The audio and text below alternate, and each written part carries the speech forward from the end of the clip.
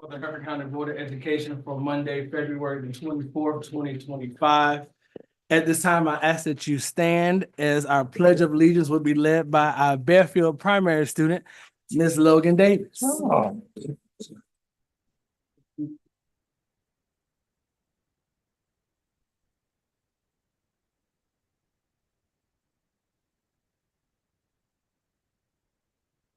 I pledge of allegiance to the flag of the United States of America and to the republic for which it stands, one nation under God, indivisible, with liberty and justice for all. Thank you, Logan.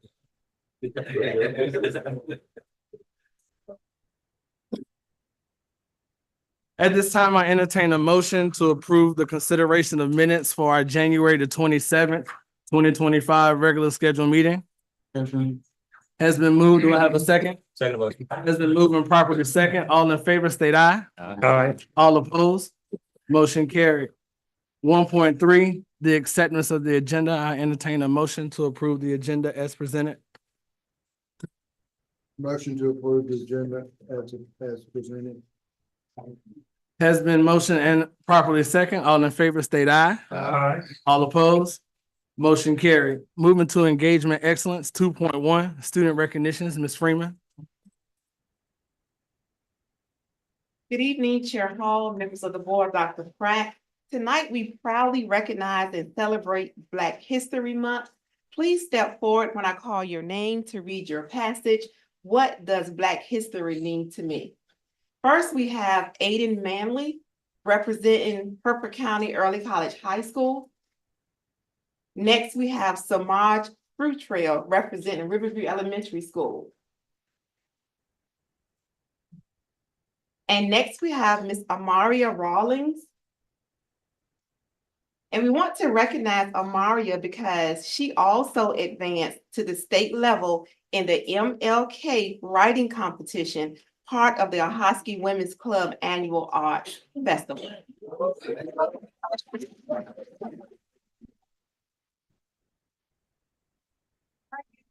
Right, we just start right here. Hello, hello and good evening, parents, students, and staff of Hertford County Public Schools. My name is Aiden Manley, and Black History Month means everything to me as a 15-year-old African-American freshman in Hertford County Early College High School. It's a reminder of the sacrifices, struggles, and triumphs of those who came before me, paving the way for opportunities I have today. Black history is every single person I stand before at this very moment. It's not just about me learning names and dates in a textbook. It's about understanding the strength, resilience, and excellence that runs through my veins.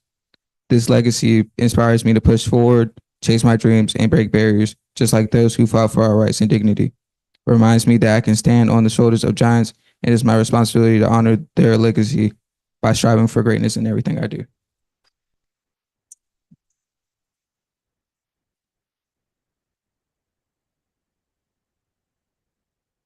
Black history means a lot to me because it changed a lot of things over the years. Most people, especially of my color, were not treated fairly, and they were segregated. However, as a result, some awesome people stood up against it. One leader in particular, Dr. Martin Luther King, stood up for African Americans and fought for equal rights. He wanted to spread love and not violence. On August 28, 1963, Dr. King had his most famous speech, I Have a Dream. His 17-minute speech paved the way for change. On April 4th, 1968, Dr. King was assassinated. Lots of African Americans were angry and sad. Today, his memory lives on because of his fight. I have had the opportunity for equal rights. Although there is still some racism in America,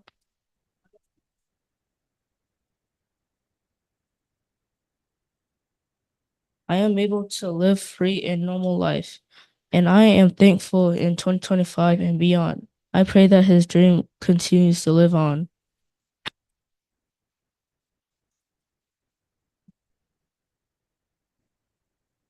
What does Black history mean to me? Black history is a time of reflection, celebration, and gratitude.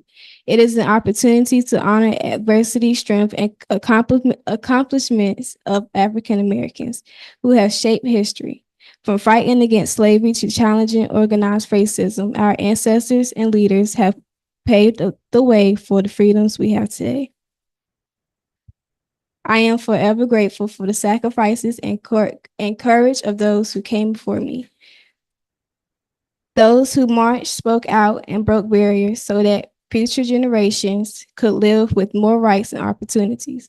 Because of their impact, I am inspired to continue learning, growing, and standing up for justice. Black history is not just about the past. It is a reminder of the work that still needs to be done. It is a time to recognize progress while acknowledging the challenges that remain. Most importantly, it is a celebration of culture, strength, and the unbreakable spirit of my people.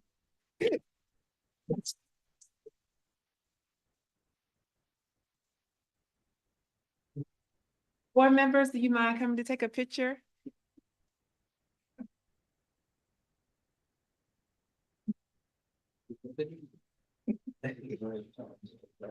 Yeah.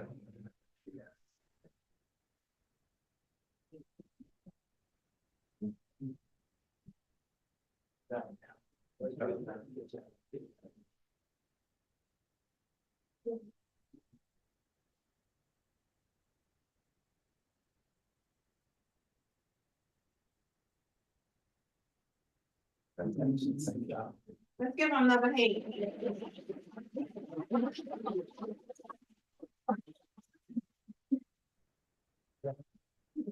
At this time, we're going to have a selection by our Hertford County High School Choir.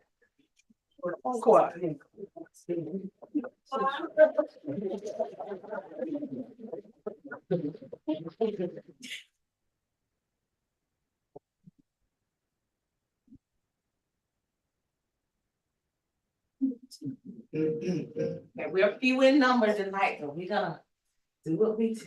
All right. Sorry. It's all right. It's all right. I'll sing better.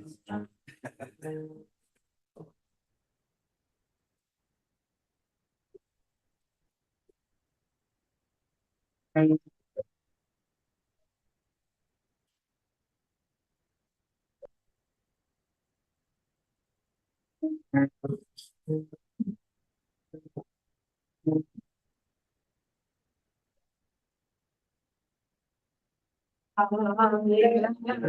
grateful for the things that you have done.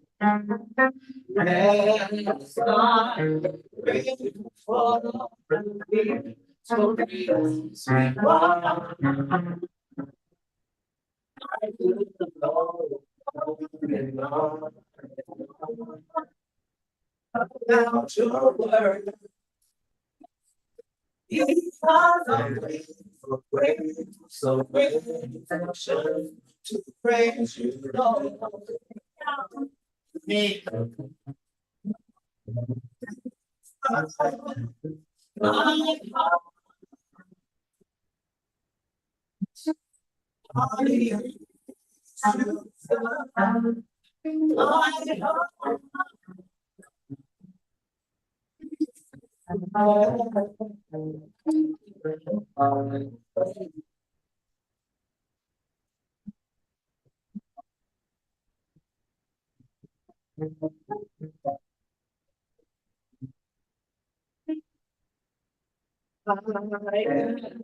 grateful for the things that you have done.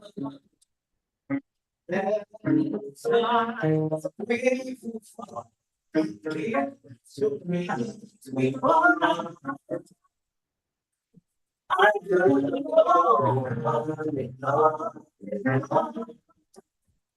about your word. Because I'm grateful, grateful, so grateful, come to praise you, Lord.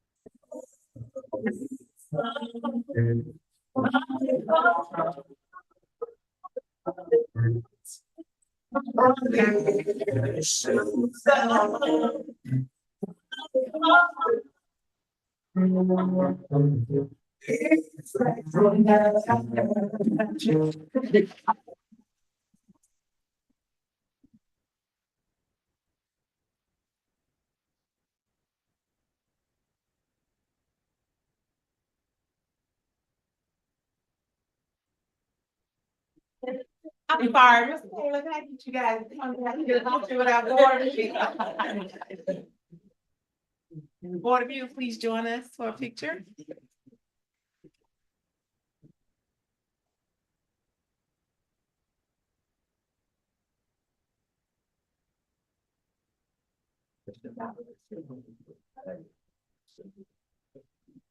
Oh, singing background. Alpha man who accompanied them on that, need me to come up. Absolutely, absolutely. Dr. King is very proud of you.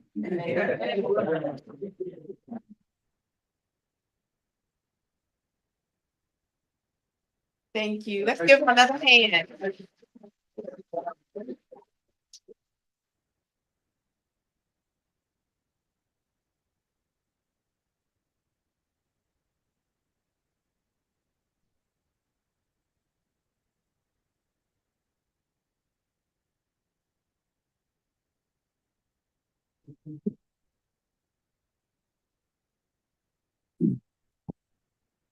Two point two, introduction of newly hired employees, Ms. Norman.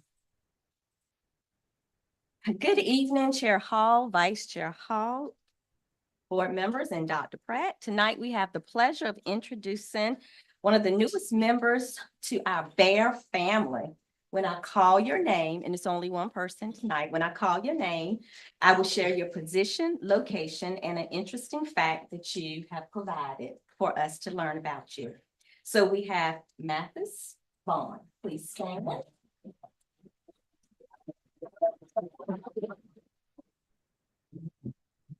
He is at BPS as first grade teacher. One fact that he wanted to share is that he absolutely loves working with children. Teaching and supporting the kids gives him motivation and dedication to be the best version of himself. He says music and teaching different dances helps give him a peace of mind.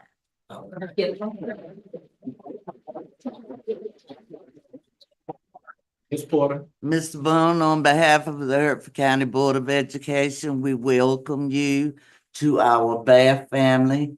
If there's anything that we can do to assist you in any way, please let your principal or administrator know, and they can get back to us. We'll do everything that we can to try to keep you here with us for as long as we can. So thank you for bringing us here. All right.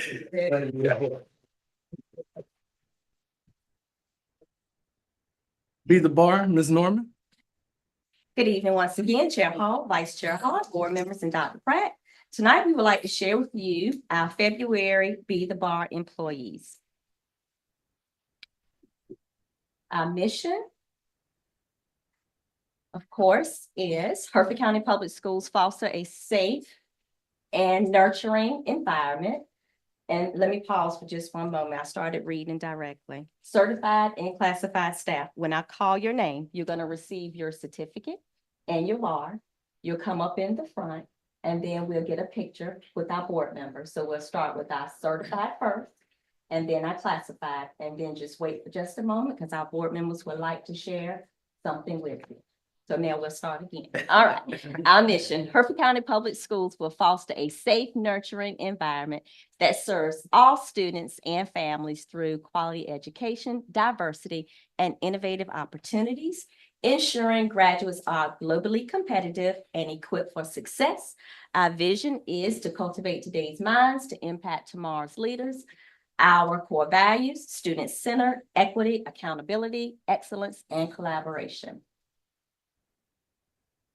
Here's a portrait of our graduate. We want to ensure that when our students graduate, these are the skills and the qualities we expect them to have. So we expect them to be a collaborator, a communicator, have a learner's mindset, be a critical thinker, and a creator when they step out into the world. So now let's start with our February Certified Employees of the Month. So we have BPS, Miss Glenda Walker, second grade. Please come up.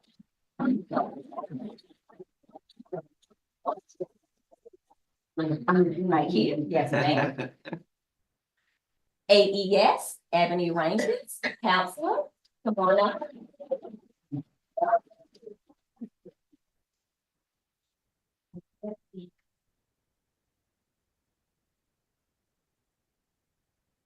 We have RES, Maquita Lassiter, EC, exceptional teacher. Come on up.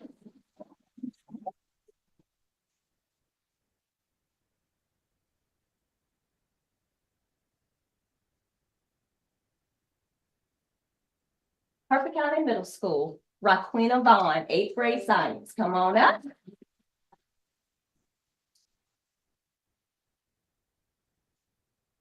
CS Brown, Teresa Wiggins, counselor. Come on up.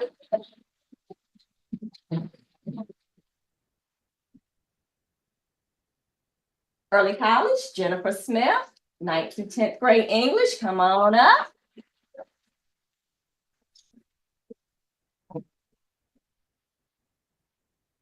Hertford County High School, Regina Harmon, social worker. Come on up.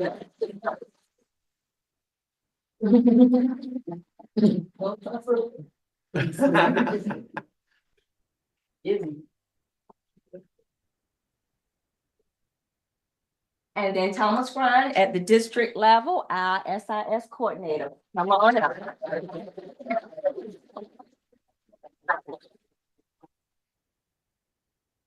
And board members, Dr. Pratt, please come on up so we can take a picture with our certified Be the Bar. Come on up, please. Just a little bit about board members can get behind. Thank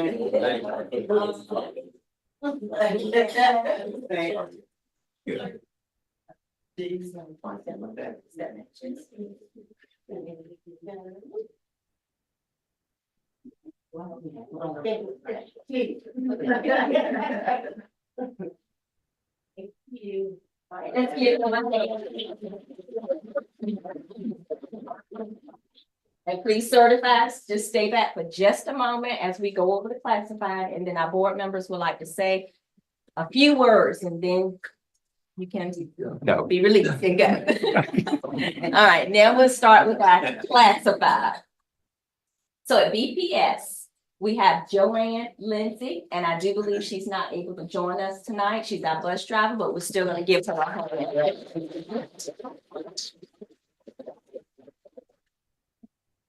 AES, Miss Spivey, our bus driver. She's not able to join us. Let's give her a hand.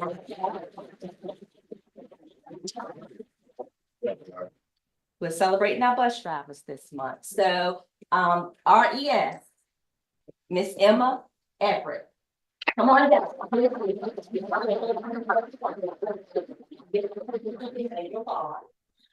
Stand right here in the front. Please.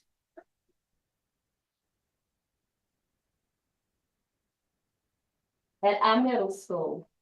All right, Miss Juanita Holloman, she's our bus driver. And she's not able to join us. Thank you. Miss Shirley Smith, yes, ma'am. Yes, ma'am.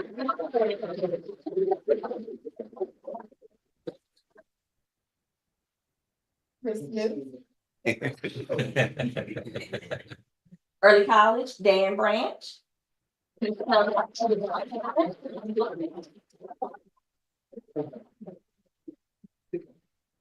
At the high school, we have Miss Bonita Weaver. She's doing a double run right now. We're gonna give her a hand.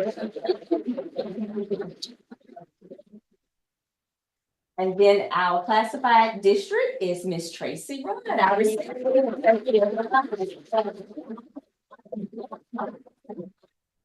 All right, board members and Dr. Pratt, would you please come up for a picture?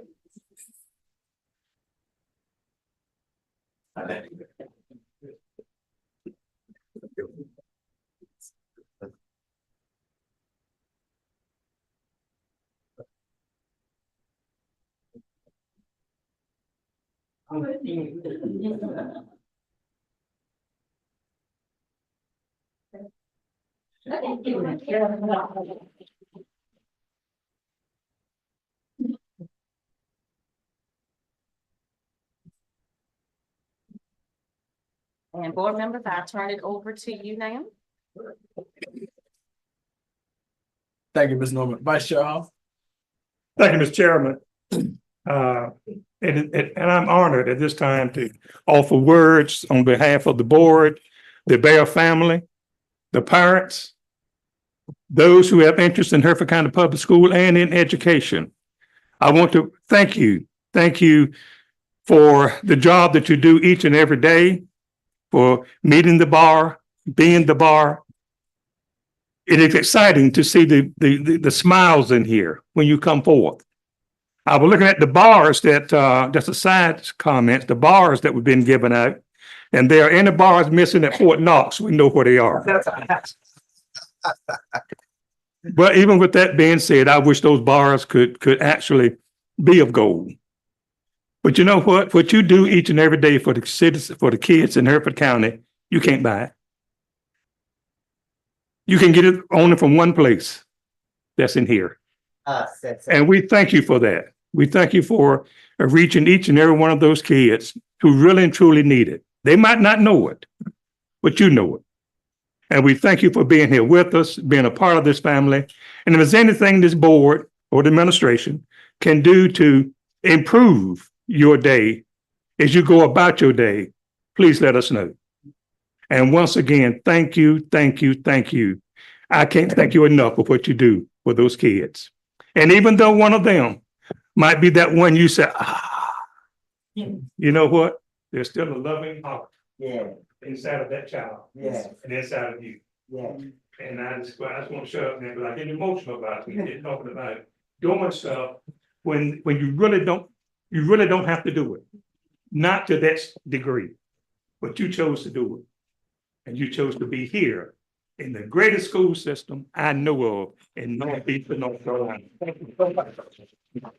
Thank you, Vice Chair Hall. 2.4, staff recognitions, Dr. Allman and Ms. Pate.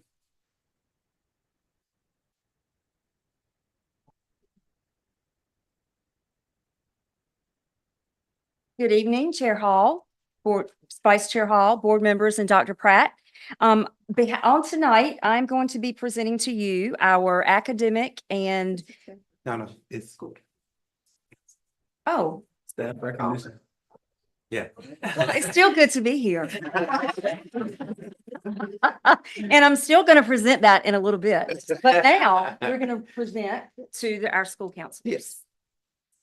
All righty. Chair Hall, Vice Chair Hall, school board members, Dr. Pratt. I would like to have the counselors that are present today come up so we can actually recognize them. Of course, their week was the earlier part of February, but the work they do is all year long, my dynamic group of school counselors. So I'm going to start at Fairfield because Sylvia Walton is actually out ill, so she's not here tonight. AEF, Ms. Rankins, Ebony Rankins.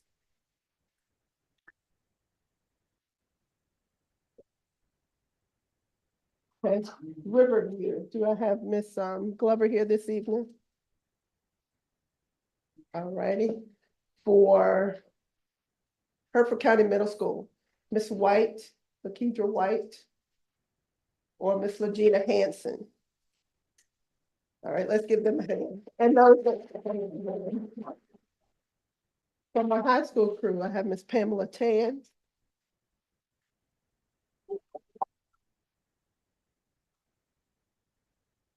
Miss Frida Lee. Miss Nancy Wiggins.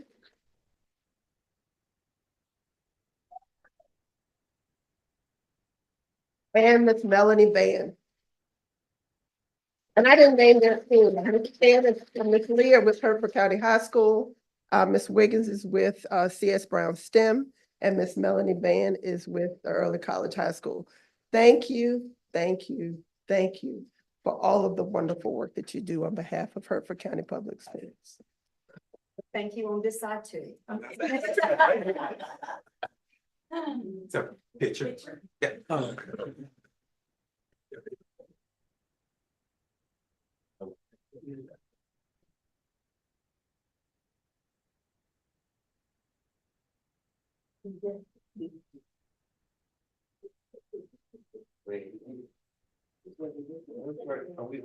Where's camera? All of them.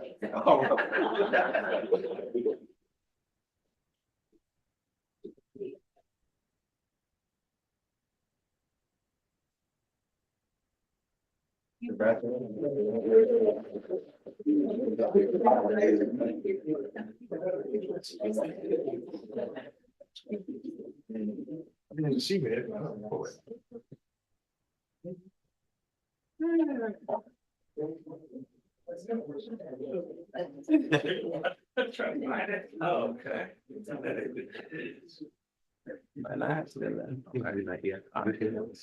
At this time, please feel free to stay, but if you need to leave at this time, you may do so at this time.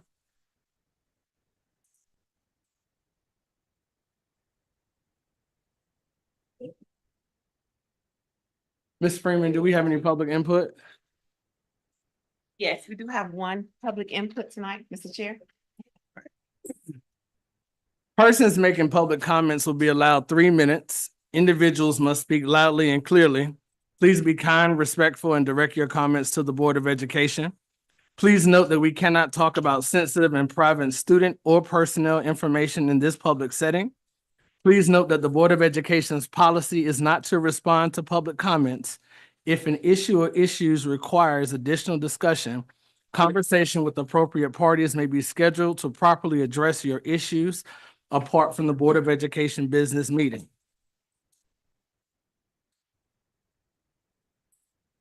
Each speaker will receive 3 minutes to present comments. However, the public comment section will not exceed 30 minutes total except by majority vote of the board. A sign-up sheet was available 30 minutes before the meeting began for individuals or groups to indicate their desire to address the board. Substitute speakers will not be permitted, and speakers may not donate any portion of their time to another speaker. Ms. Freeman? All right, Mr. Brandon Owens, you can take the podium.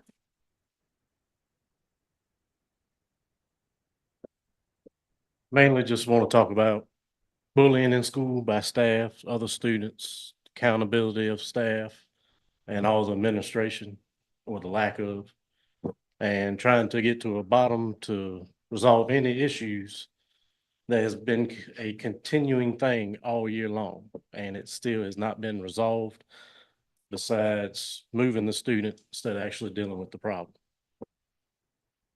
I could probably sit up here for 2 hours and talk, but that's just how I want to start. I've started at the bottom, went as high as I can go, and now I'm here. I keep hearing about want parents' input and then to be part of the system. But it's been shown to me and my family that y'all don't want that and nothing's gonna get done about that.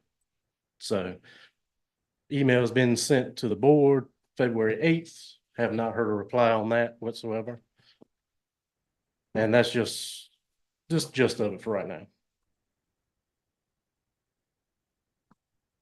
Since don't get nowhere with the emails, I figured I'd show up and talk. And y'all know y'all ain't gonna reply to anything, but we'll see where it goes from here. That's about all I got to say so far. Thank you, Mr. Owens.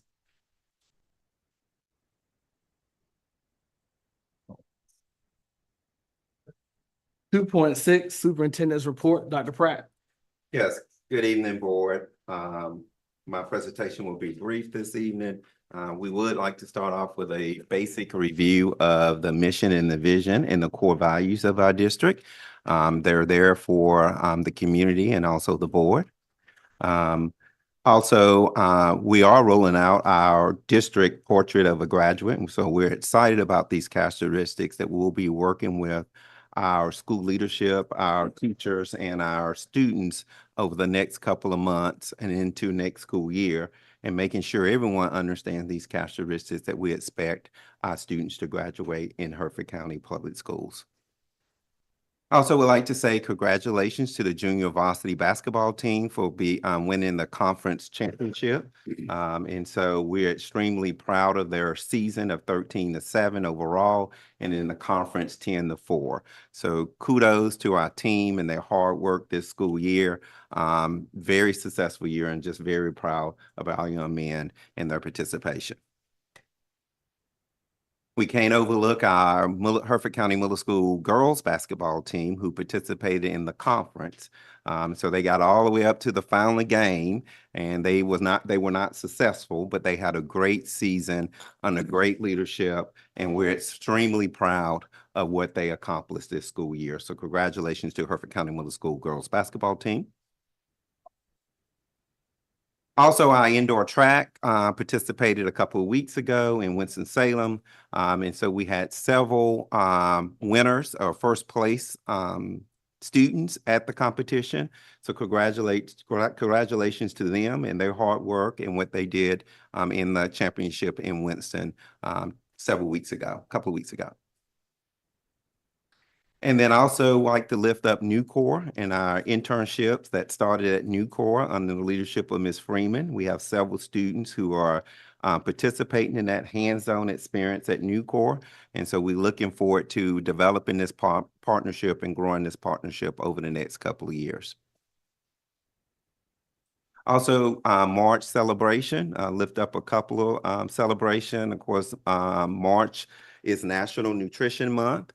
We also have Child Nutrition celebrating Breakfast Week, the month of March. And so we're excited about the opportunity to celebrate with the Child Nutrition Department for having breakfast, serving breakfast to our students during that week. We also have Pi Day. And so a lot of schools celebrate Pi Days as well within their campus, particularly in their math classes. We do have some upcoming events. We'd like to remind families and school officials that February the 25th, as progress reports will be issued to students. We have an early release day on March 19th, and the end of the quarter, believe it or not, is March 28th. It seems like it's right around the corner for third quarter to end. We have no school on the 31st. That is a required teacher workday to finalize their grades from third quarter.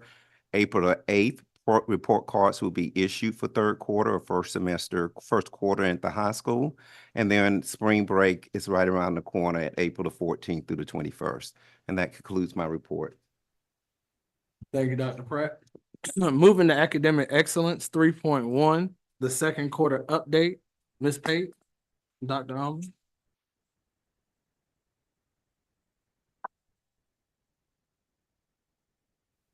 Counselor, I would just like to come in now, counselors. Did they leave? Is all of them there? Well, of those that are still here, I just want to say thank you so much.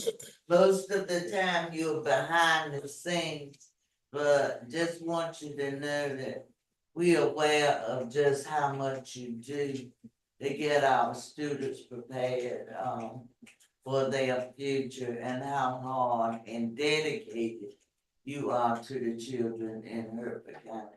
So thank you so much. Thank you. Thank you. Thank you.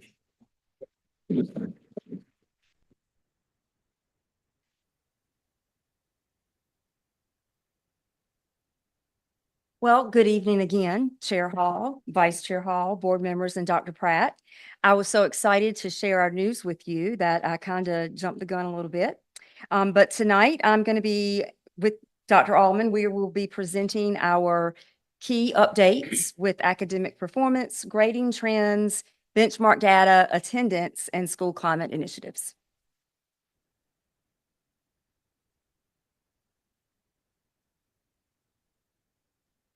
Of course, we start with our mission and our vision.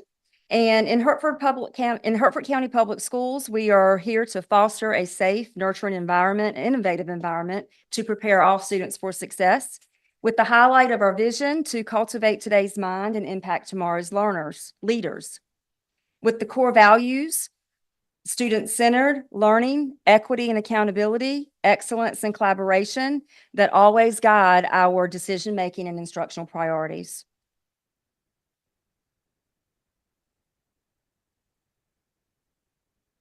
With the portrait of a graduate, we have the district here. We've aligned these goals to our district goals, and we always want our students to, at any grade level, to be a creator, a critical thinker, with a learner's mindset, a communicator, and a collaborator, and ultimately graduate with those honors. And we always want to integrate that into our curriculum and instruction with teaching and learning. On the next few slides, we are going to celebrate the successes of our academic achievements, K-5, 6-8, and 9-12. I will highlight some improvements in ELA, math, science, and from the beginning of the year to the middle of the year benchmark data. I will also talk to you about some targeted intervention efforts that we will be using to help sustain and maintain the growth that we've had so far.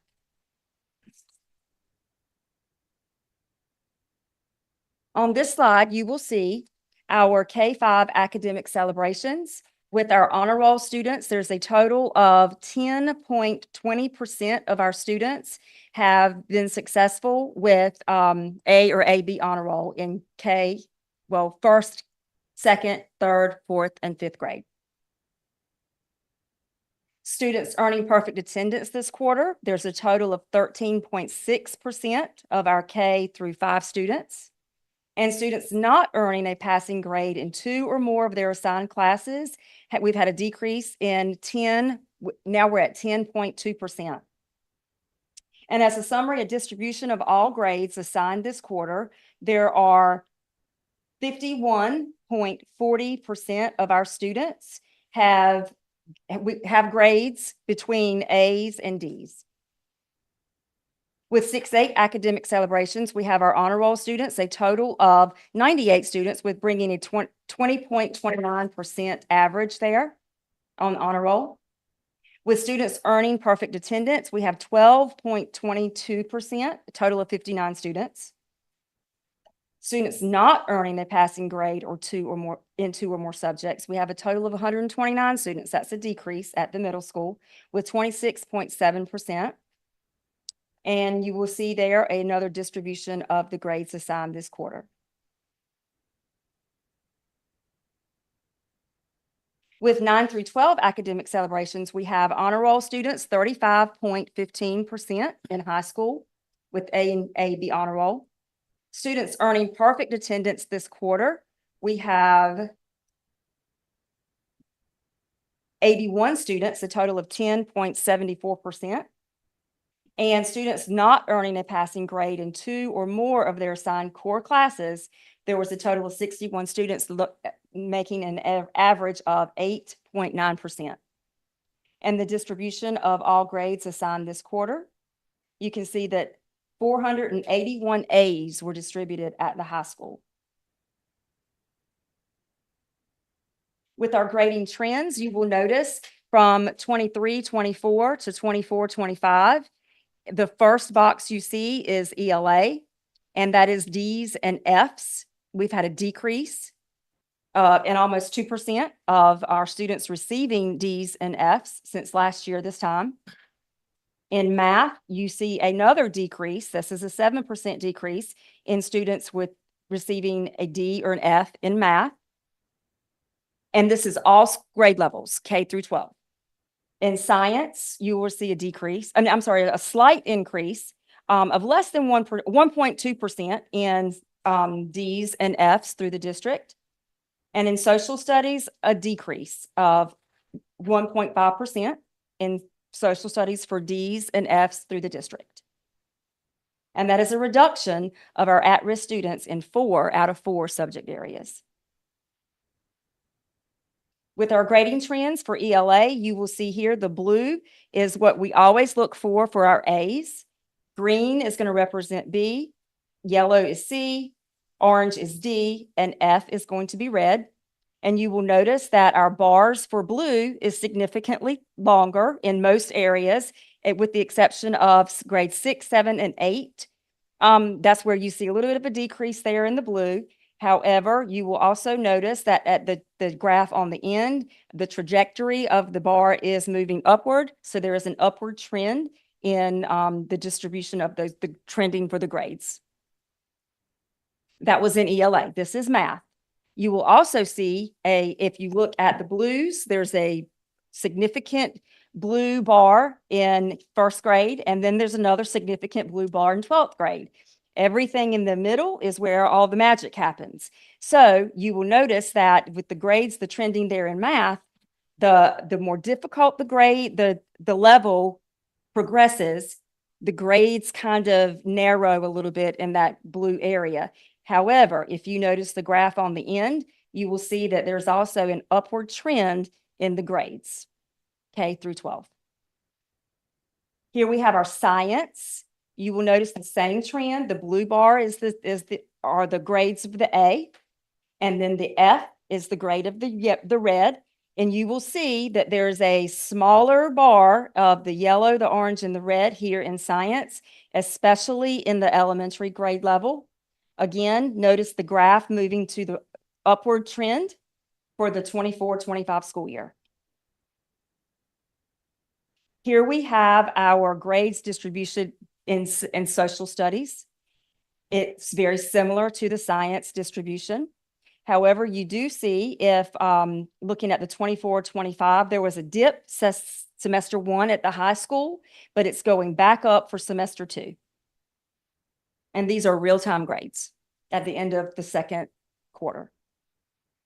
Okay, so we're going to look at some benchmark highlights now.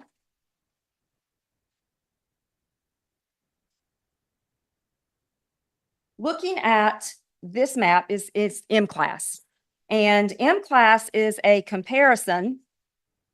It's a comprehensive assessment tool that's used to evaluate and track students' progress in the areas of reading and math.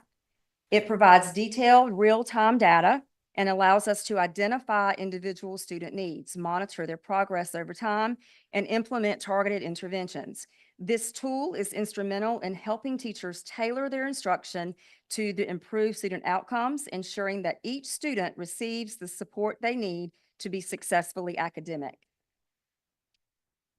Now, with this graph, you will see this is our kindergarten and first grade level.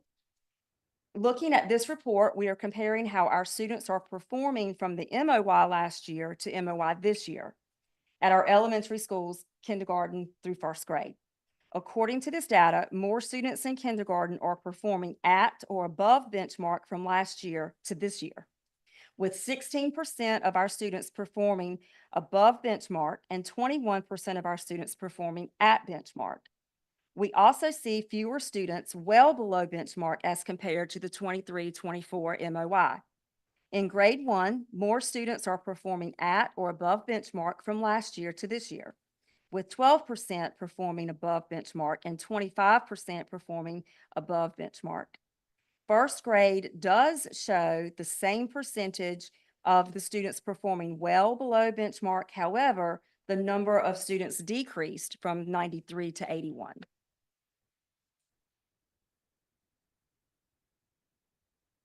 In summary, MOY to MOY indicates higher performance in all grades K-1 as compared to last year's students.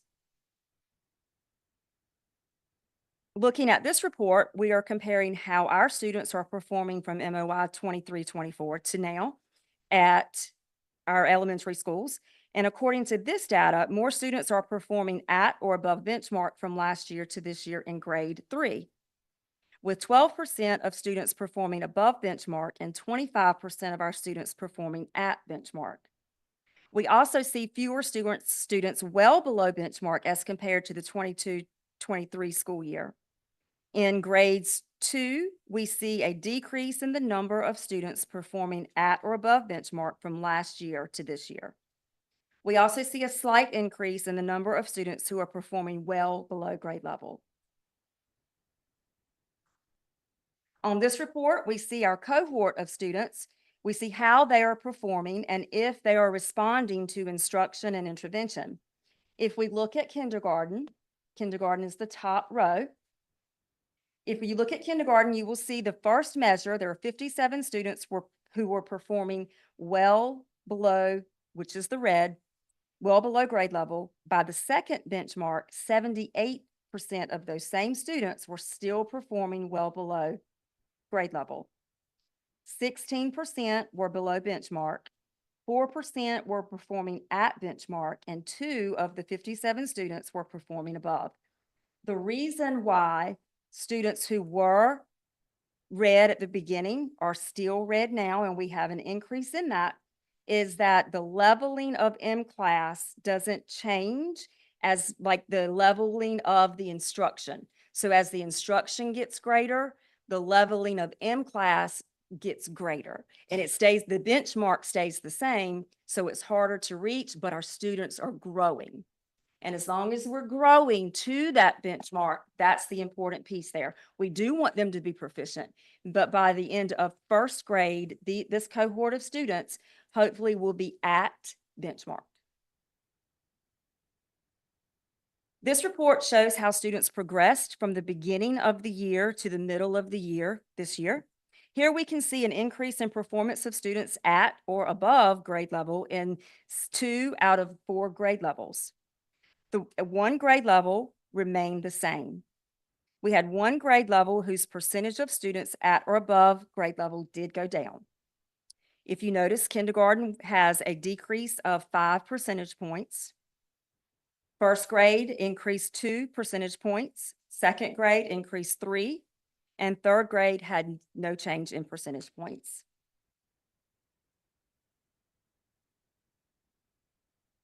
This shows the iReady diagnostic report and student performance from BOY to MOY for Ahoskie Elementary School. This is grades 4 and 5. Overall, there was a decrease in students in the red, an increase in green for both 4th and 5th grade in reading and in math. So the bar is rising, our students are rising with the bar. Here you see the iReady BOY to MOY results for Hertford County Middle School, grades 6, 7, and 8 in ELA and math. ELA is at the top and math is at the bottom. Overall, all grades and all subjects had increase of students in the green. 6th grade only had an increase in red for math.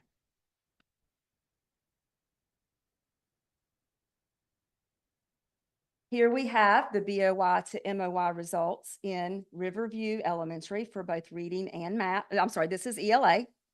Overall, there was a decrease in students of the red in 5 out of the 6 grades and an increase of green in all grades. So all grade levels, students are moving in the right direction. That was ELA. And here we have Riverview Math. Decrease of students in all areas and an increase in green in 5 out of the 6 grades.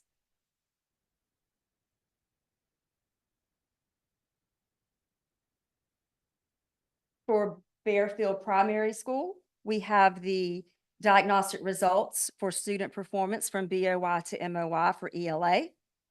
We have an decrease of students in the red in 3 out of 4 grades and an increase in green in all grade levels.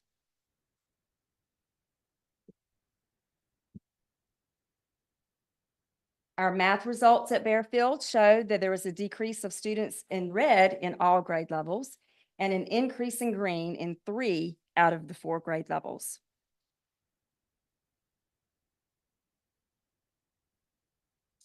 Next, you will see on the next few slides, you will see how our schools are performing BOY 2024 as compared to MOY 24-25. On benchmarks, K-12, K-3 uses M-Class, 3 through 12th grade uses a standardized benchmark, Mastery Connect, and it provides insight into how students are mastering their standards at intervals throughout the year. So you will notice that overall, there was an increase of 8 out of 14 areas from BOY to MOY. At our elementary schools, we see improvements in 8 out of 14 areas. This data allows us to continue to see progress toward our long-term goals. Currently, we are on pace to meet our 24-25 goals in 4 out of the 14 areas. We have targeted interventions in place currently that will help reach those goals. If you notice, I'll show you how to read this map. BPS, this was our BOY, that's our first quarter benchmark. This is our second MOY benchmark. There was a comparison of 7.8 increase. Our goal is 36.08, and there's a difference of 8.12. So if we look at what we are currently at and then look at our goal, we're already in the positive, so we've already met that goal. When you see this chart, it's the same for math, science, and ELA. If it's red, we haven't quite met that goal yet, and it's going to tell you the difference between where we are and where we need to be.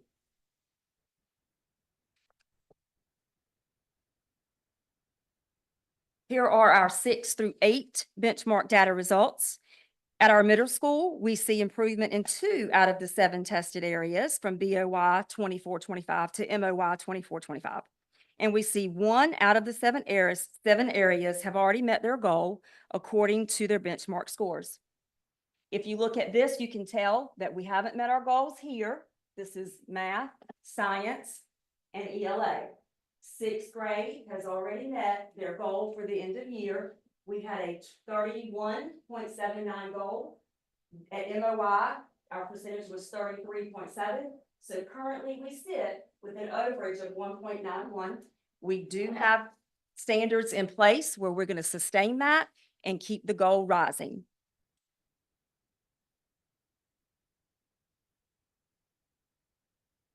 At our high schools, we currently have 3 out of 7 areas meeting their goals in semester 1, with strong targeted intervention in place to help us meet more of those goals in the second semester.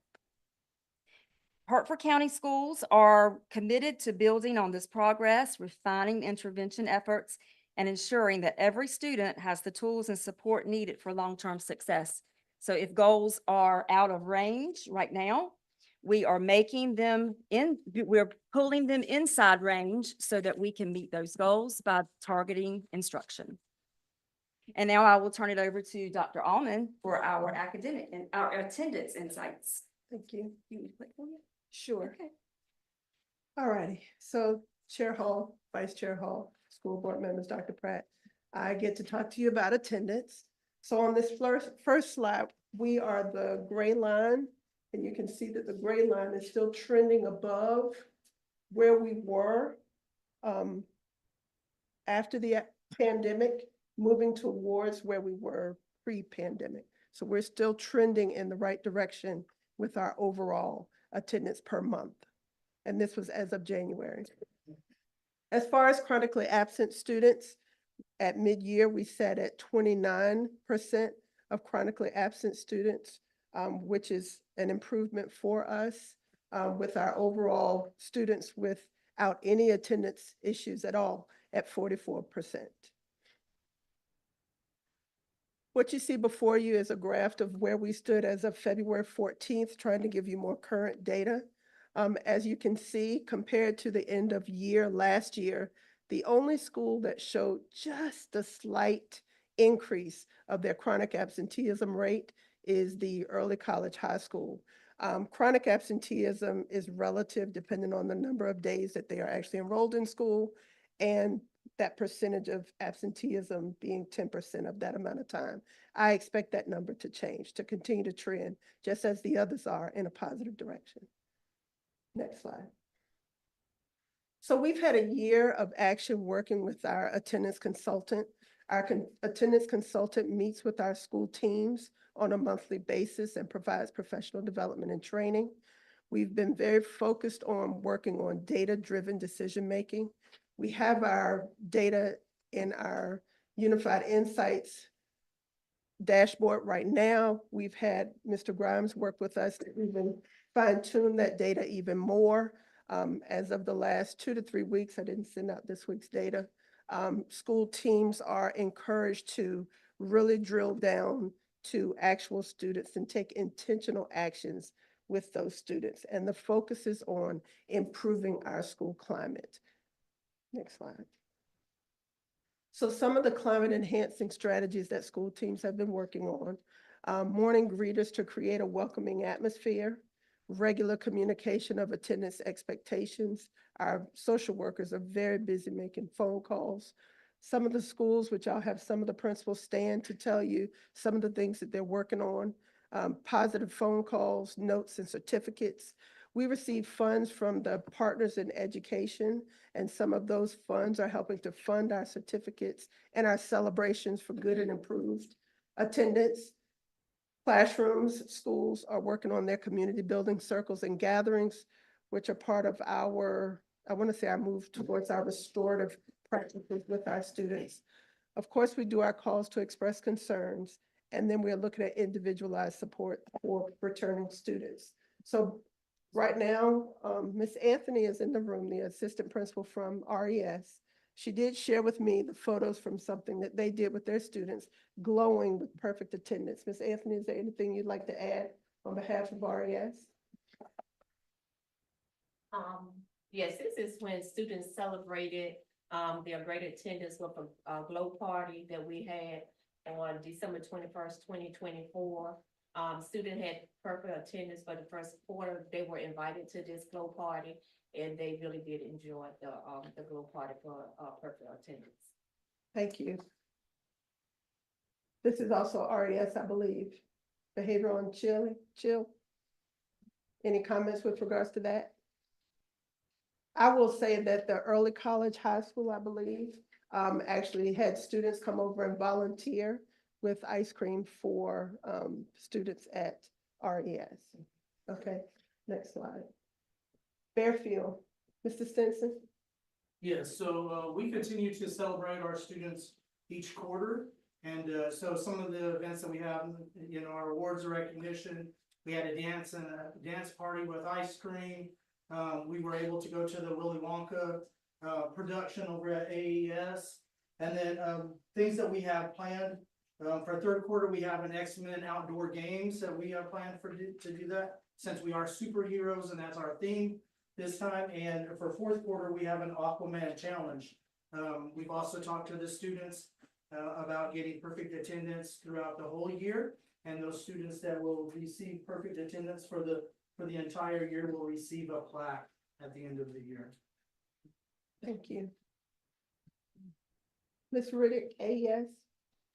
Good evening. So what we have at AES to celebrate attendance, every quarter, each student that has perfect attendance, no tardies, no early pickups, they're getting recognized at our award ceremony, they get a certificate. And so this time we added something new.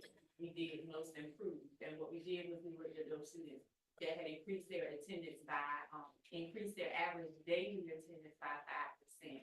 And so that opened the door for students to get certificates that usually don't get them. So they were very excited about that.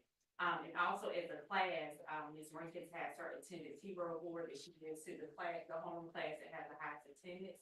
And so those kids are rewarded, they get to choose between, game time where she goes into the boardroom for 30 minutes.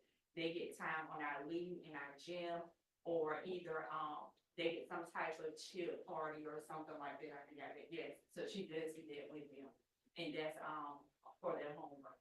And like Mr. Simpson said, this quarter, we're moving into, providing other strategies as well to, get our students coming. Thank you. Mr. Loach at the middle school? Good evening. In addition to us doing the weekly communication expectations, we've done our youth departments for education funding to do our perfect attendance gift draws. We did one first quarter, we did second quarter where the students were actually written checks and the parents were included in that. We've done our incentives where they have had dances, fun day in the gym. They've done, we've had innovation station to come in and do activities with them. We also, during our awards day celebration, not just recognizing our students, but we've given the parents certificates as well and recognize the parents doing that. Thank you. Our traditional high school, Mr. Dudley.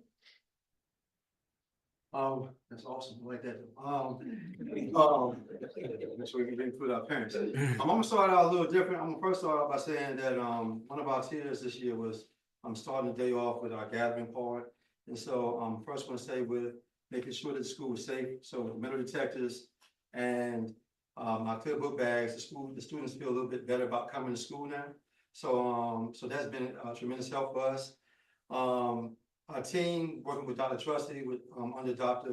Wilson, the counselors and social workers that have been here, they've been very instrumental in that piece, and we do a lot of gathering.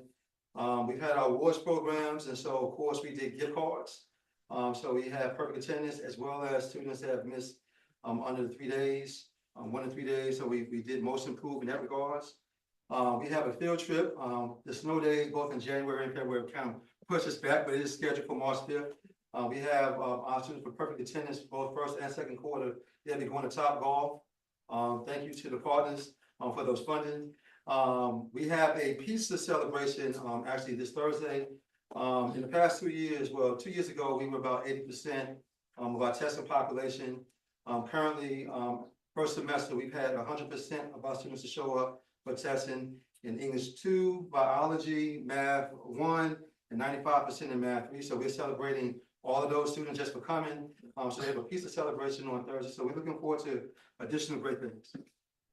Before I call the next high school, I want to commend Mr. Dudley on working with the school social worker during your testing season, when you gave her a list of students, and she was calling homes to make sure that those students were present in class, ready to take those exams.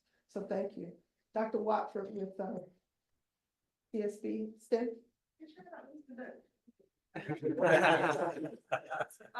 We do some of the things that, other schools have mentioned, but I think our biggest thing, our students came to school, but they were getting there late. So we had to motivate them, we need you here on time. So we do no tardy party.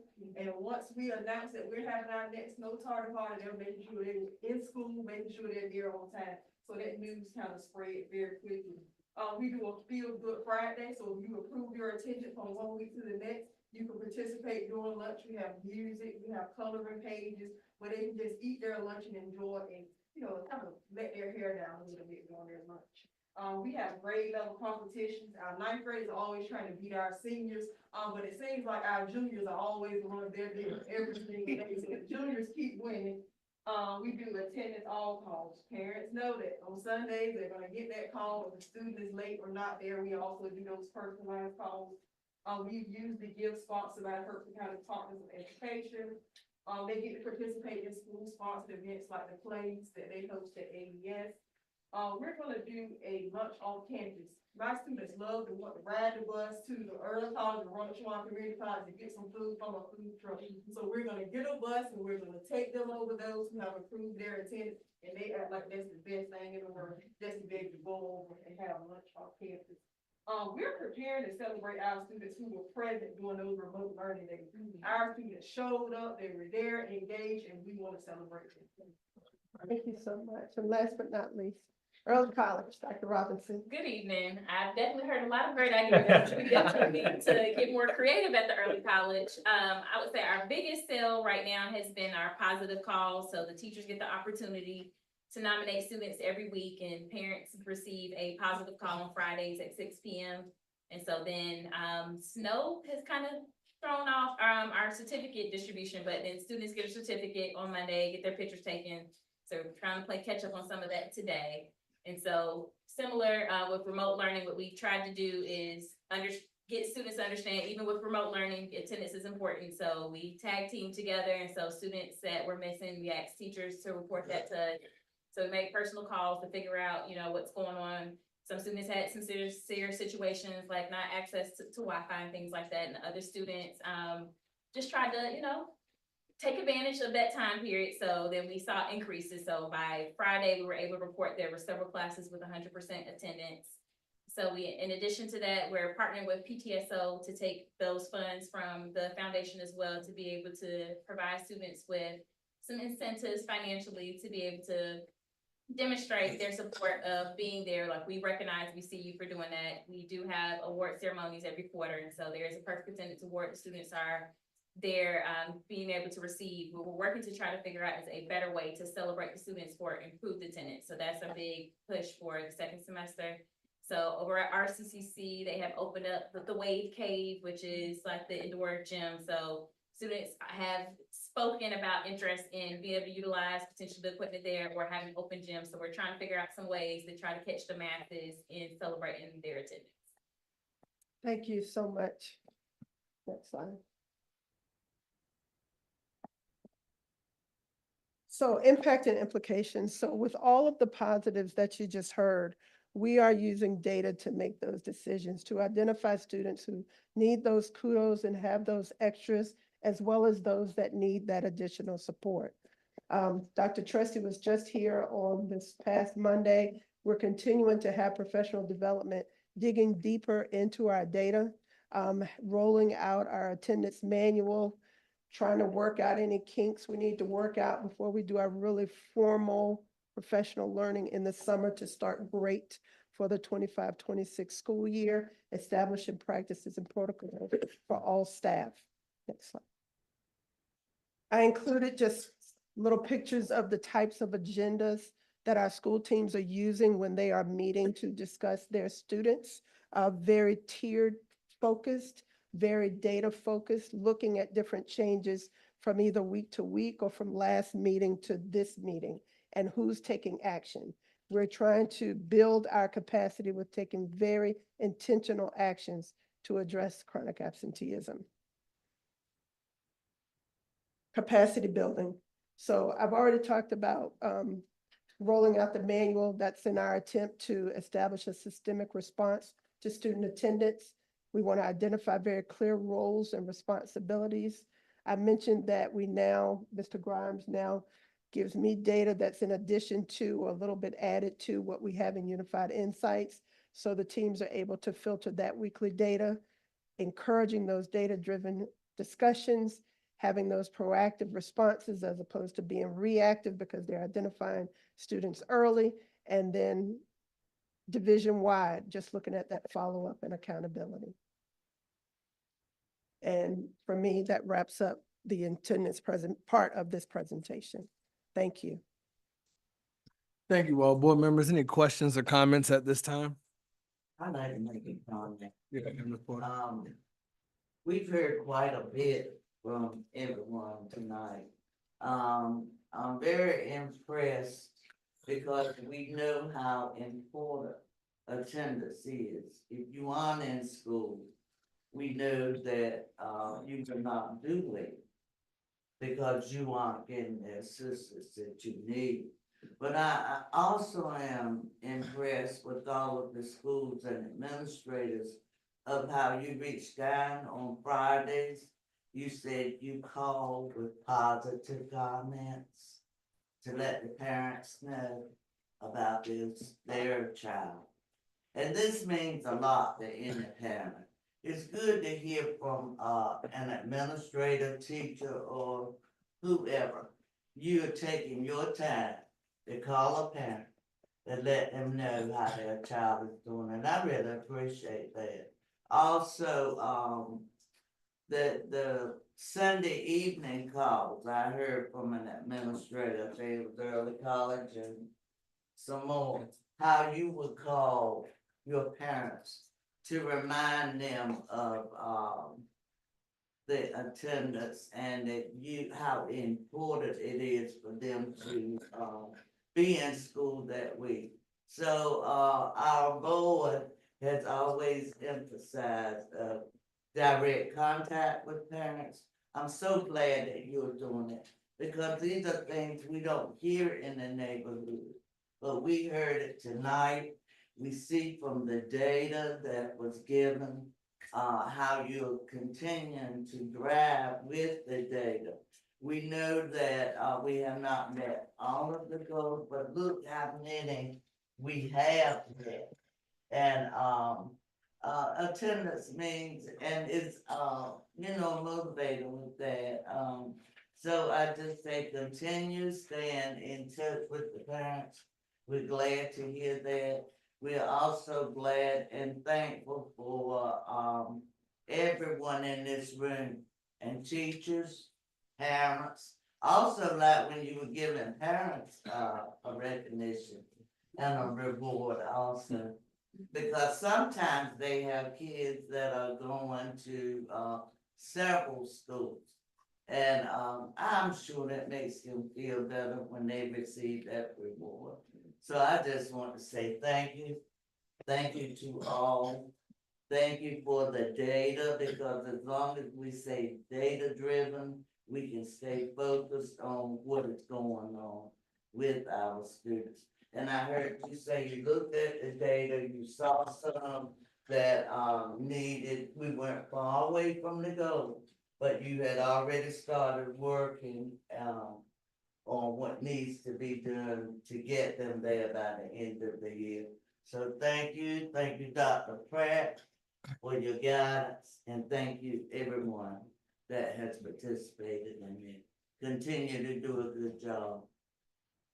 Thank you, Ms. Porter. You're welcome. Mrs. Lewis. Thank you, Mr. Chair.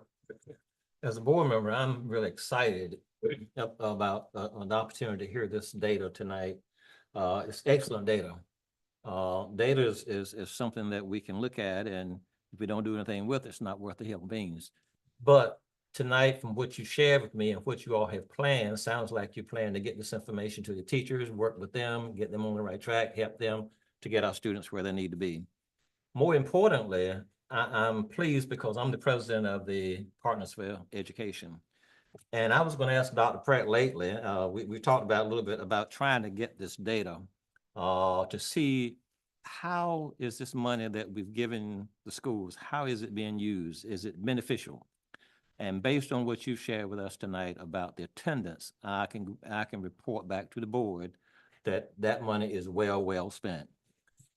We have a meeting coming up March 11th. I will be sharing the data that you all shared with me. I can tell you now that the monies that you all received this year, you will receive again next year for that. I'm hoping to have even more money for that. We hope.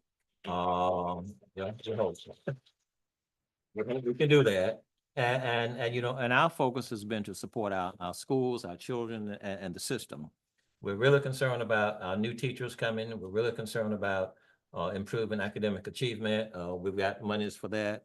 We're really concerned about keeping our kids in school. If we can't keep them in school, we know that they're simply not learning. So what you've given me tonight has been grateful. I appreciate this information, and I will be sharing. Thank you so much. Appreciate it, all of you all. Thank you, Mr. Lewis. Chairman, Vice Chair. I'd like to add for excellent presentation. Who put the graphics together, they did an excellent job. To visually, to saw numbers visually with the bar graph, it's a whole lot different than trying to pick it out with the line graph. But like Ms. Ford has said, and Mr. Loach has said, thank you for delivering this information to us. And Dr. Pratt has heard me over the phone talk to him about some of this and wanting to know exactly where are we. I keep looking at those in your, and I hope the point that. You're fine. And you point me to. I'll do it back. I appreciate it. But anyway, and looking at your presentation with the, with the bar graphs. The colors. The colors. Once again, if we could tie back those red, those numbers. I mean, to actually kids And we're doing it. who fall in that category. You see what I'm saying? We're doing it. Yeah, that makes it real. Mhm. You know, here's Johnny who's missed 13 days. Look at Johnny's fall. That's right. Or 20 days. Or, you know, and these are unassuming factors. Sometimes children have to be out of school. I reckon it's for different things, but that says it all to me once again. And the impact we're having on absenteeism. Right. Chronic. And like you say, that word is fluid. It all depends on it. But I look forward to the day when we can no longer talk about pre-COVID and post-COVID. Right. And at the state level, it just, you know, because we can't continue to put it on that within itself. And that's evidence of it, you know, what you're doing. And Dr. Pratt, I have to say, in all honesty, I'm no rocket scientist. I don't claim to be, but with all these things that you have led the staff into doing in order to attack some of these issues, I don't know what else you can do. Other than to do what you said you want to do. That's right. It's to do anything. That's right. And, you know, and the clock is ticking on us. Mhm. But, there's no doubt about it, in my mind, if you do what you said we're doing, it's gonna work in the end. My only concern is, once again, this is a statewide concern. That's right. When you talk about, EOCs and EOGs and the ratings, A, B, C, D, Right. it don't get down to that. Correct. That's right. It don't dig down to that level that you raised tonight. That's the only problem with it. It's still proficiency. Growth is good. Yeah. But the state still recognize 80-20 split. That's right. And, it looks like it's gonna be that way, but I don't know, and I'm gonna repeat myself. I don't know what else we can offer. You know, let's do what we said we want to do. If we're gonna put those plans together, then implement those plans. If we can't implement, then let's talk about why we can't do it. That's right. I can't wait for the last results. I keep looking at the Dr. Pratt, your weekly report to us, Right. in June 2025. That's right. Yeah, okay. And I keep thinking, all right, Dr. Pratt, June. You know, That's right. but it's there.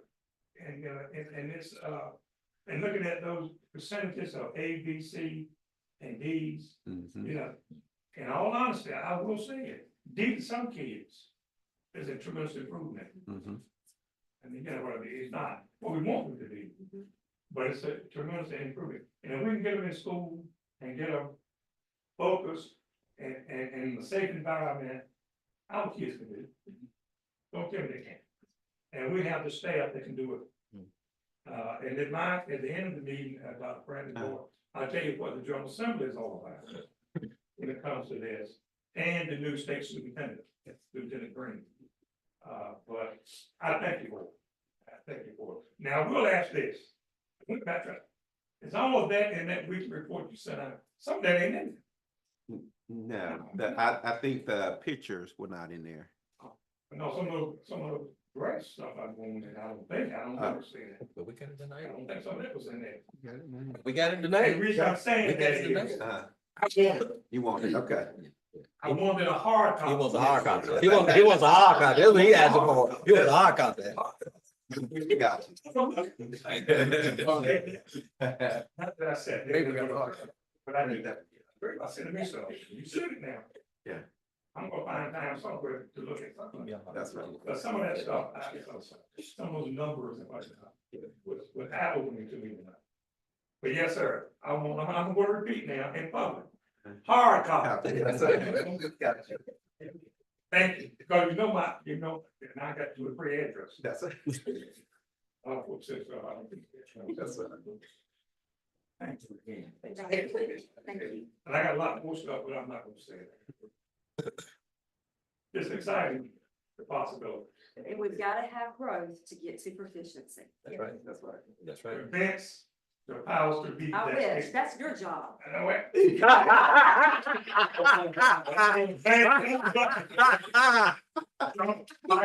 that I do. Growing, it's all right. You're gonna get there. It's growing. Thank you. First man about to say that. Thank you all. 3.2 ECU Health Science Academy. Ms. Pate. Should have just stayed up here. So tonight, thank you again, Board Chair Hall, board members, and Dr. Pratt. I want to introduce to you tonight our Health Sciences Academy with Miss Lisa Lassiter. She's here with ECU Partners. She's going to walk us through the presentation that we are fortunate enough to be offered. So again, our mission, vision, and core values, we are anchored in these. It's to cultivate today's mind, to grow, to impact tomorrow's leaders. And I add a few words every now and then, but just to put it in our way, because this is what we do every single day. With our core values, we are anchored. We have our portrait of a graduate again. We want all of our students to go through school, not just graduate, but to go through school as a critical thinker with creativity, collaboration, communication, and with the learner's mindset. Just forward. Thank you. So what is the Health Sciences Academy? So it's been created to address the growing need for qualified healthcare professionals. The goal is to home grow right here, Hertford County, home grow the future healthcare workforce in Eastern North Carolina. So with that, Lisa Lassiter from ECU Health is going to partner, and we are going to present this opportunity that we have for our great school system. Good evening. Thank you for the opportunity. So my name is Lisa Lassiter, and I am the Director of Workforce Development for ECU Health. So what is the Hertford County Health Sciences Academy?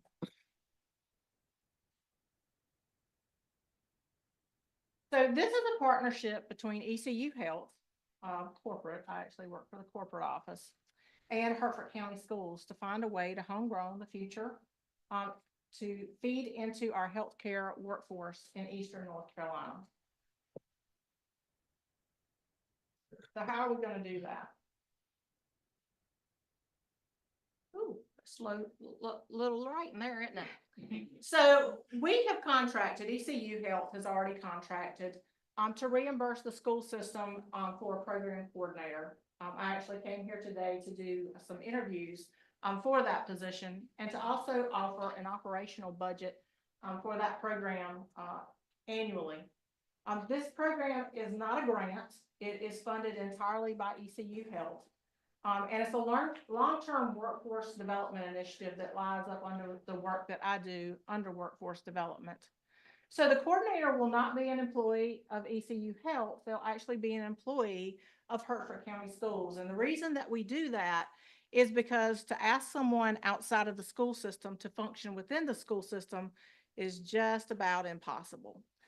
You know your players here, you know your community, you know your students. So it works best to have that coordinator position within the school system. The coordinator is responsible for the creation, the execution, and the oversight of the program.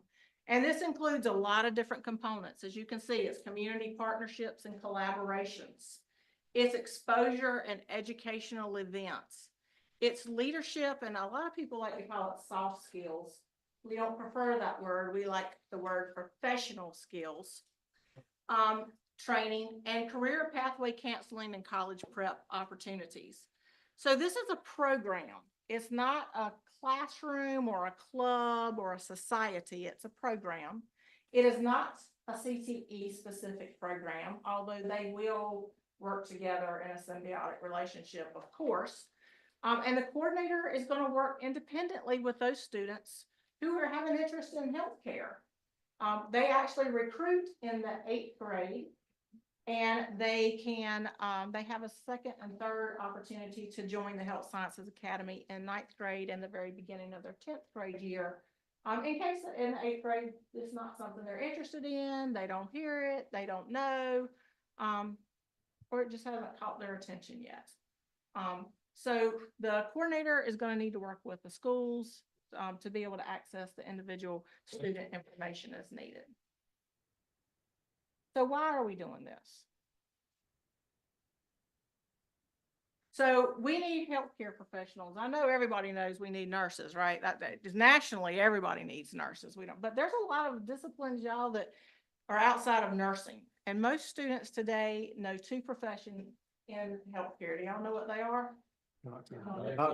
Doctors and nurses. Y'all, we have over 500 different job descriptions. And I encounter students all the time that say, well, I don't want to be in healthcare. I want to go into business. And I'm like, we got a whole finance department because ECU Health ultimately is a business.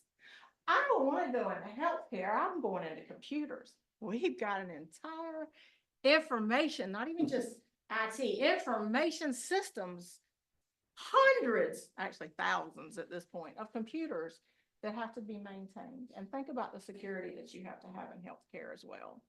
So there's lots and lots of different professions. There's forward-facing patients, there's behind-the-scene patient care, and then there's those people that never even interact with patients. Look at my role with workforce development. I don't do forward-facing patients interaction, but I guarantee you that my work directly affects that person laying in the bed.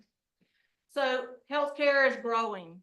It is one of the few industries that is really booming in its growth and needs. Talent grown locally tends to stay locally. Y'all have a hospital right down the road that has openings, that needs staff. And who better to care for their own than people that grew up here, have family here, and love the people of this community. It's a collaborative partnership between business and education. So why would a business care to have any engagement in education? Why? Why am I here as a business person to talk to you in education? It's because you hold our future. Yep. You are training our future. You are guiding our future. All that stuff that she just presented means something to us on this end, and it's going to equate what kind of quality worker we are able to access in the future. You cannot provide health care if you do not have quality, educated individuals to provide that care. This is my favorite. Youth cannot pursue what they do not know or do not understand. I say this all the time and people think it's a joke, but we have a lot of youth that want to go into nursing because they watch Grey's Anatomy. And I say it to nauseam. We are not Grey's Anatomy. Yes, we might have some drama, but that is not a true representation of the discipline.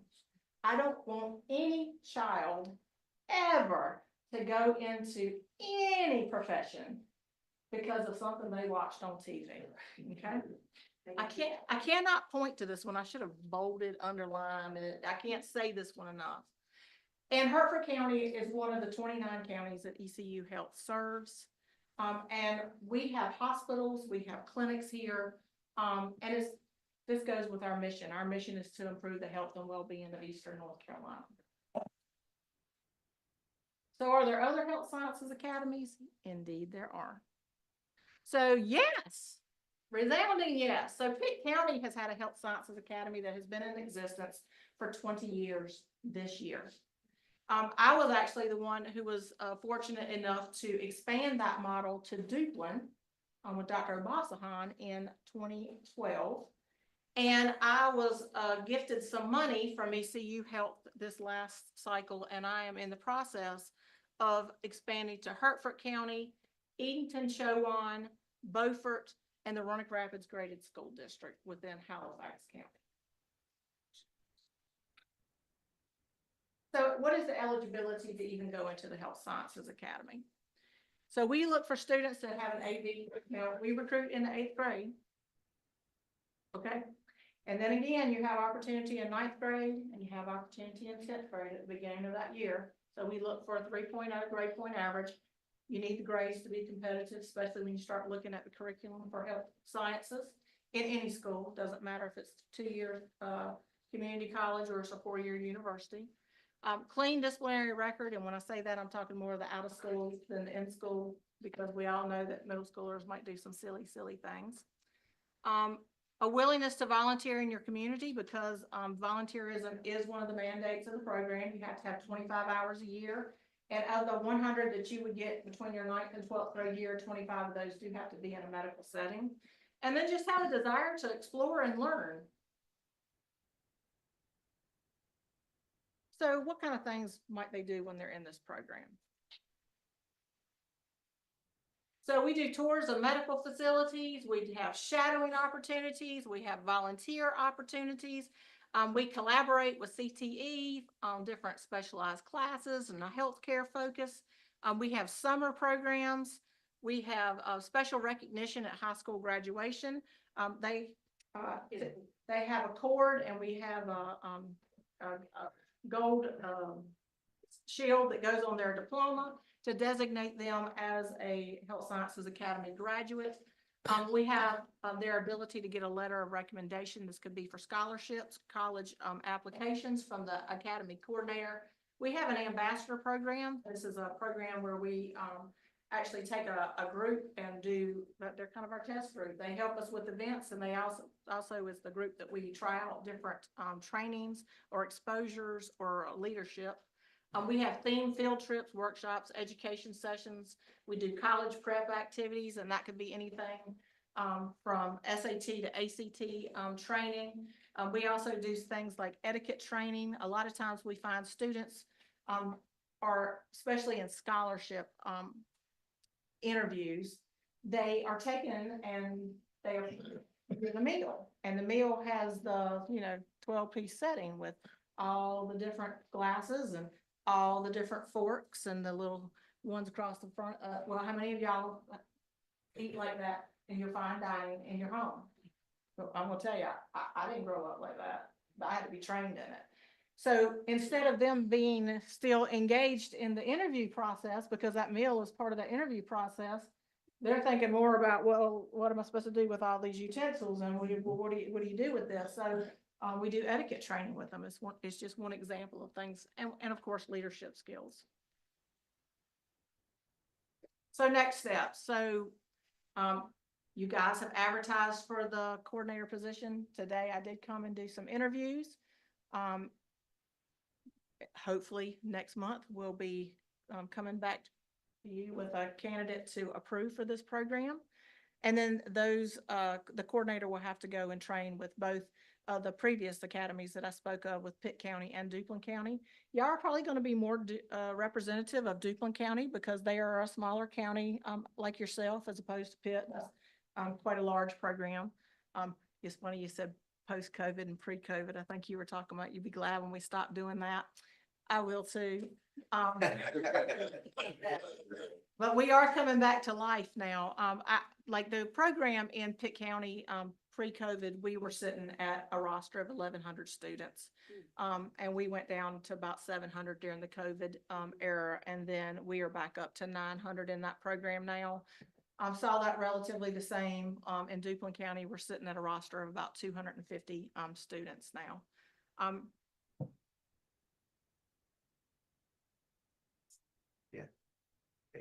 So I thank y'all for the opportunity to present. I don't know if you have questions. If you do, I'm more than willing to entertain and try to answer anything that you have. Board members, any questions or comments at this time? Wow, what a great, I mean, that's just, it's so exciting. I mean, our kids deserve this and they need it. And you're exactly right. Everybody thinks healthcare is doctors and nurses. And there's so much more to it than that. And you can do anything I'm in the food service business. You can be in the food service business. I mean, there's so much you can do. I mean, a hospital is like or ECU Health is like a small city in that it can do everything that you need in a town, you can do in the healthcare field, and people don't know that. And that's what's so exciting to me. And if you can show a student that they can stay here, there's a pathway for them to stay here, earn a living wage, and to actually do something within their own community.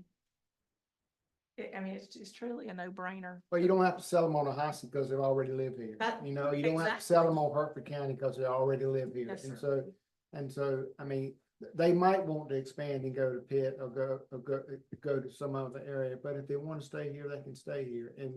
And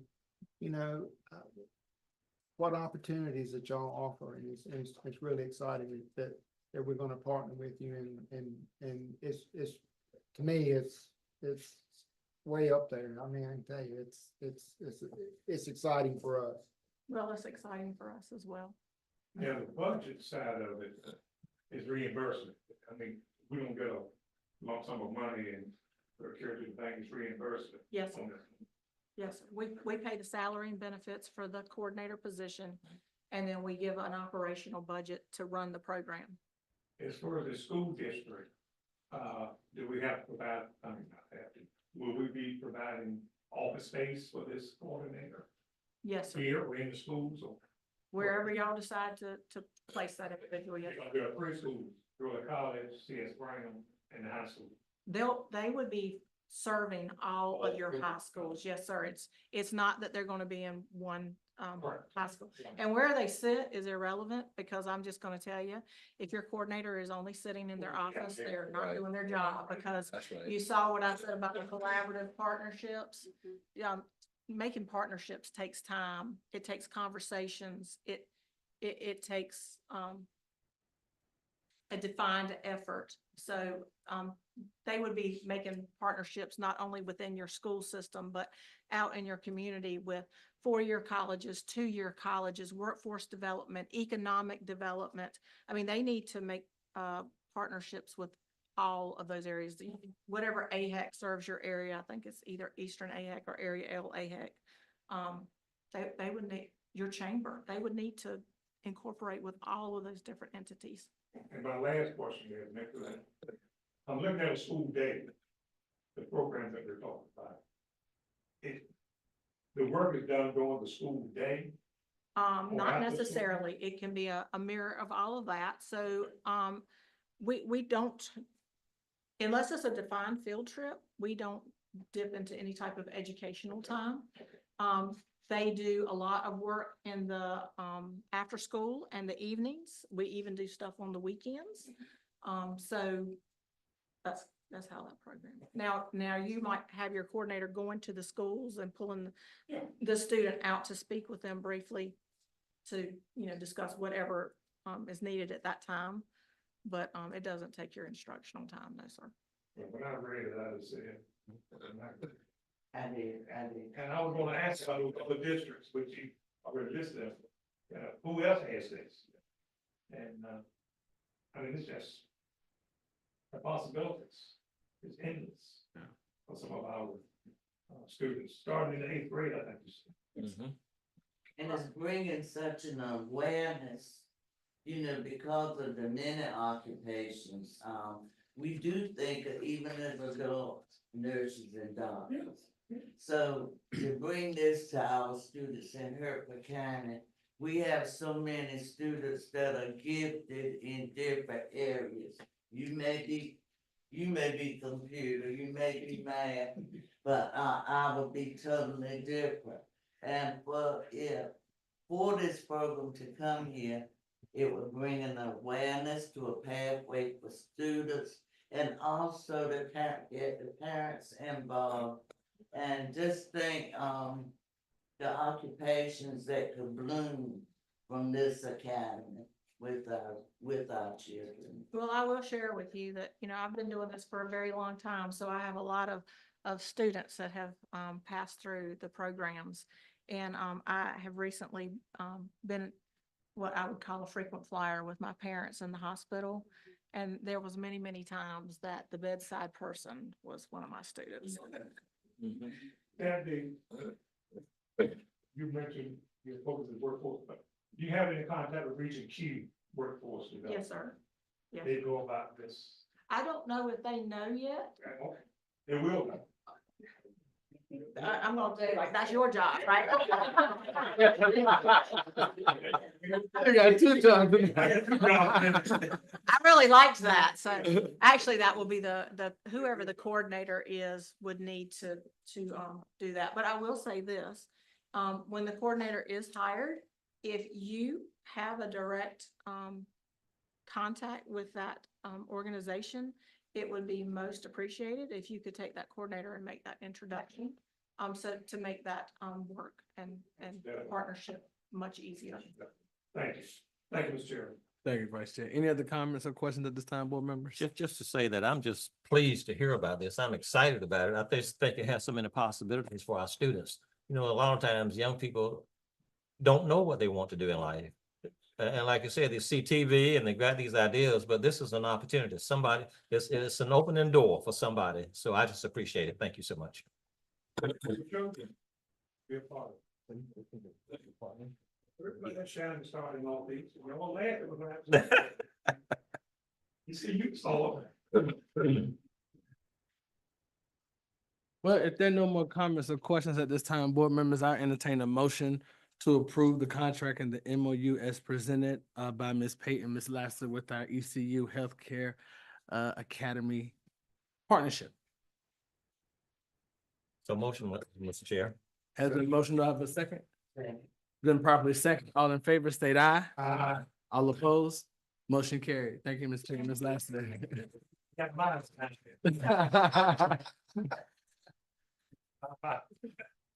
Moving to operational excellence, 5.1, budget amendment number 1, Ms. Adediran. Did I say that right? Yes. Yes, sir. Good evening, Chair Hall, Vice Chair Hall, board members, Dr. Pratt, citizens, and family.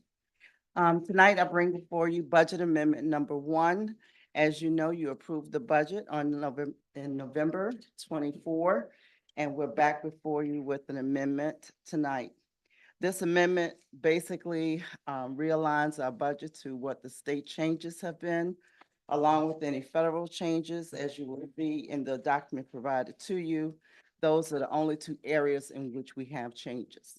So I won't belabor it. We have about $214,000 more dollars in state funding, and we have a reduction in federal funding of $1,367,717. Sounds like a big number, but most of this is the closure of Fund 1, 2, and 3 from the federal funds. Any questions or comments at this time, board members? Motion to approve budget amendment number 1. Has been motion, do I have a proper second? Second motion. Has been motion and properly second. All in favor, state aye. Aye. All opposed? Motion carried. Thank you, Ms. Adediran. Thank you. Board comments, Mr. Deloach? Thank you. Just want to say I'm just grateful for the students tonight for their presentations. I thought that was very, very great. Want to thank the instructional department again for that data.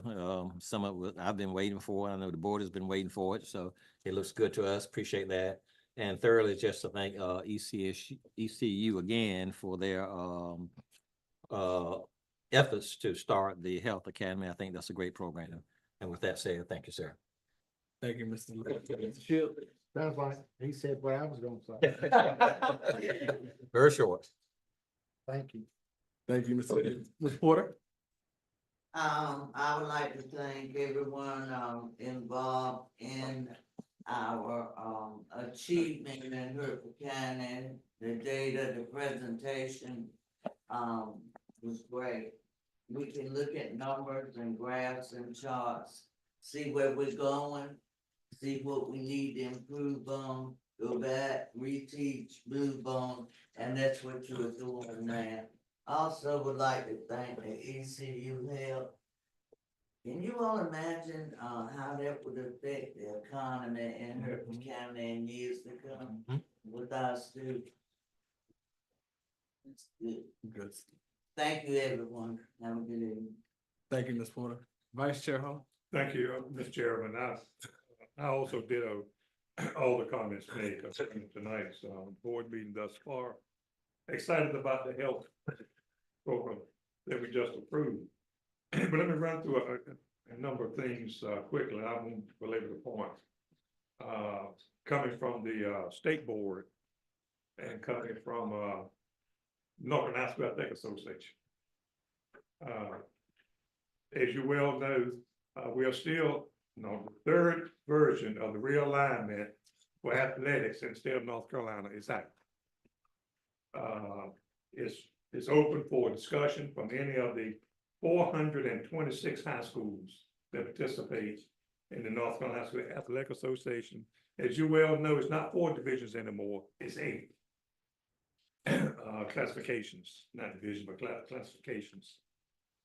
1 through 8 are the classifications now. Hertford County is in a 3A category, I understand. We are still the only new conference that person for whom we have played all these years is Martin County. Yes, Martin County has been added to our conference. The conference don't have a name yet. It's up to the LEAs or those units to name the conference. Who knows what it might be called? With all those coastal teams, it might end up being a coastal conference that's in it. We got Currituck, we got Dare, Camden is in our division. But March 3rd is the deadline. March 3rd, the North Carolina Athletic Association will vote on the realignment that will go until 25 to 20, I think 2029. So if you have any schools that have any questions or concerns, and the process is no repeal. I'm appealing. There's no such thing as appeal. You're requesting to be placed here or there. And by the way, there will be no, I just don't want to play school X. That's not going to move you out of a category. You're going to stay there. You gotta have something better than that. As a request to move, and there have been some movements. Across the state.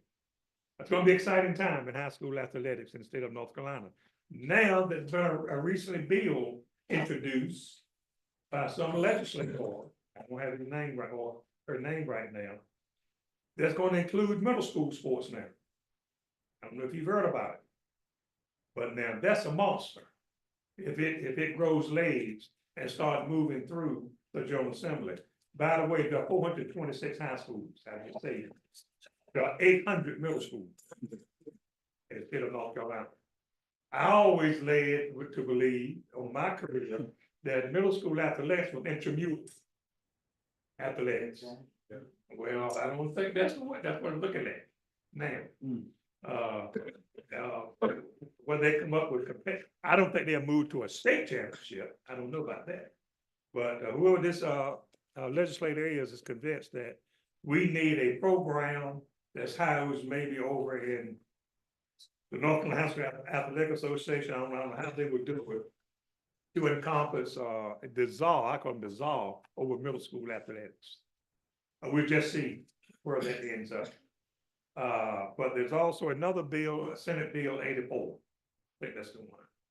Senate Bill 84 is on the agenda. It's going to grow some legs, apparently. That says that a child, whether he or she is in private school, charter school, or local school, that makes no difference. If there is a school in their area, public school in their area, who does not offer, let's say, lacrosse, but school X down the street from them does offer lacrosse, then they can petition.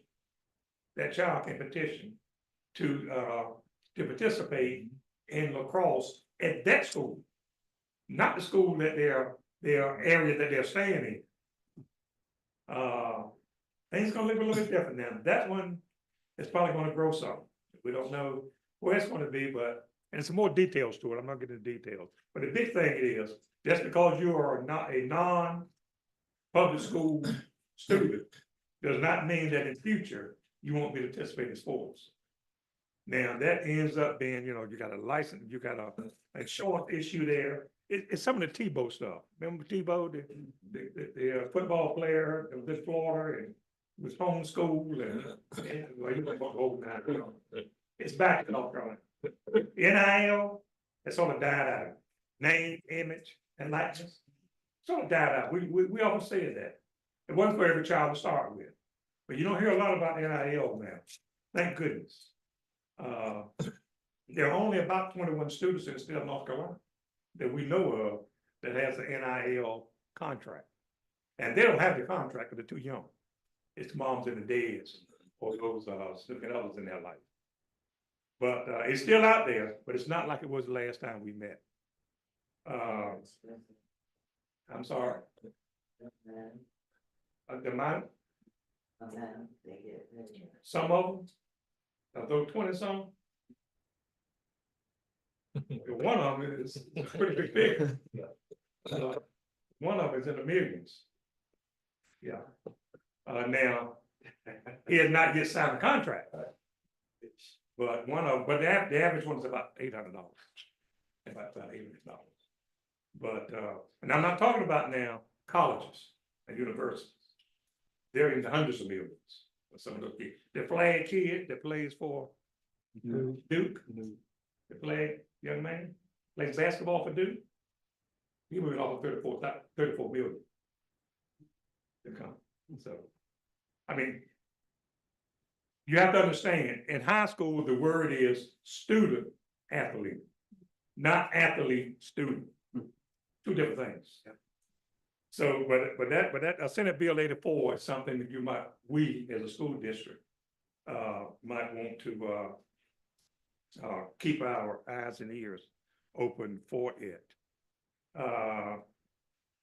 The state board, along with DPI, Department of Public Instruction, Superintendent Mo Green, has given the General Assembly our quote unquote ask this.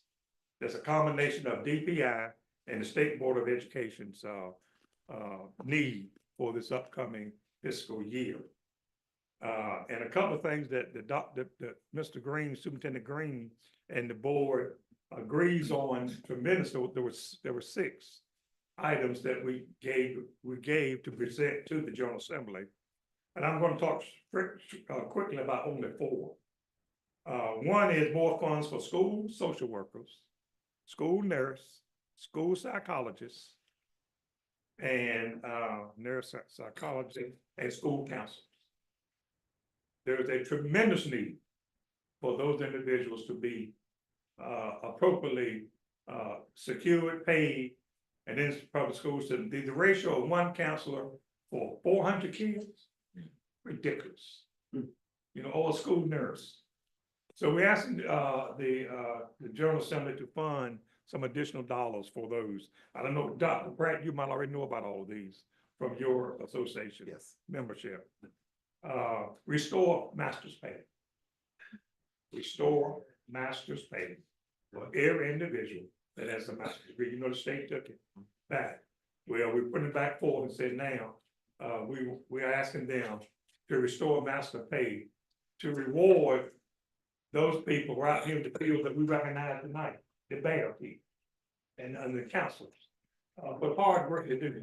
The one thing that the state board and the state superintendent is in agreement, because we want to, I'm getting into higher pay for everybody now, for all of our certified and classified employees.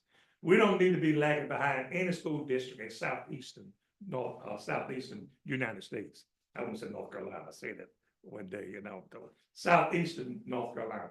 Do you know we're behind South Carolina, Mississippi, Alabama, and Virginia now just theirs. There is a Monday, there was Friday, and they passed their state budget. So we asked the General Assembly to look at paying our educators so they won't have to have second jobs. Because When that person works all day long with our young people and then have to go to a second job, something's gonna be lacking. But because of the pay structure, our people should be more revered. And by the way, that's the word coming from. I see you smiling. Yeah, the superintendent uses that word as part of his platform.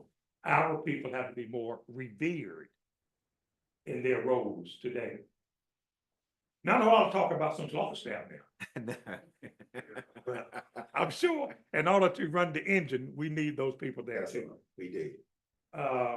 The other thing that we're asking, and this is the highlight, and no matter what it's gonna get, is to put a moratorium on the number of charter schools that can come on board. Yeah, yes, you know, I said. Well, we're gonna try to put a moratorium on it. We aren't talking about not having charter schools. It's a moratorium, and let it be a phase in, like, 3 a year or 4 a year or something like that. And you well know the General Assembly came in town 2 months ago and immediately found $465 million on opportunity scholars, college grant monies. We're talking about, hey, let's put a moratorium on that. And maybe you can find 300 million for the public school system or 400 million to help us. I don't know if they're gonna grow legs or not. I have my feelings on that. The other thing is flexibility in the school calendar.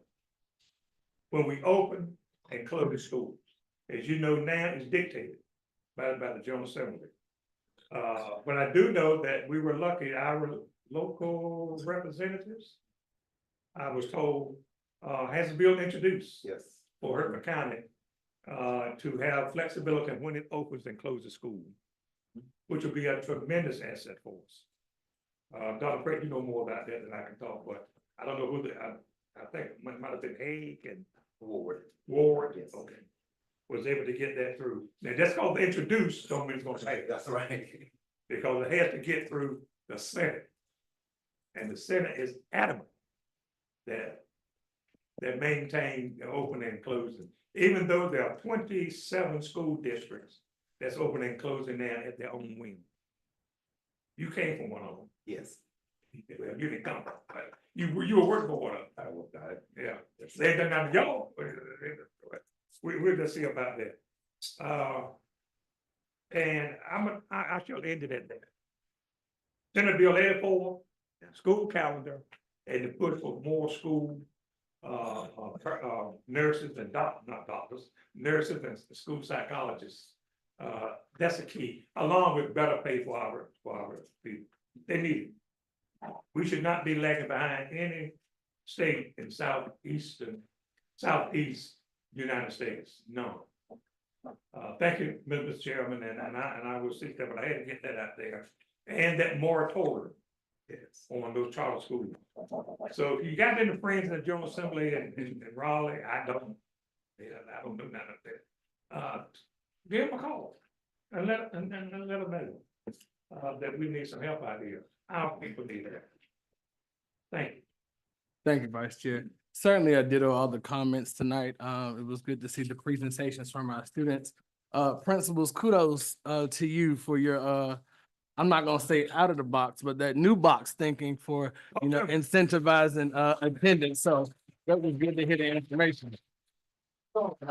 And when you're having your glow party and you're going top golf, and if you ever need chaperones, we have 5 that may be available to you. It was also good to see, for me, it was good to see while we were snowed in, a lot of the pictures of the students during their remote days and making the snow angels. I thought about it, but then I had to think about it again. It was quite cold outside, but it was good just to see them being engaged and being kids. And so thank you for sharing that moment with us. Definitely, I'm excited about the partnership that we're developing with ECU Health for the Health Science Academy. I think that is going to do a phenomenal job and a great opportunity for our kids. Mr. Owens, thank you for bringing your concerns to this board. I do want you to know that once we finish reviewing the details with the superintendent, you will get a follow-up from us as well with your concerns, sir. The next meeting is scheduled for March the 24th, 2025.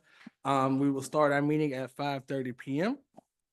If there are no more comments and questions, board members, I will entertain a motion for us to adjourn into closed session to discuss personnel matters that are confidential pursuant to North Carolina General Statutes 143-318.11A1 and A6 and 115C-319 through 321. Has been moved and properly second. All in favor state aye. All opposed? We're now in closed session.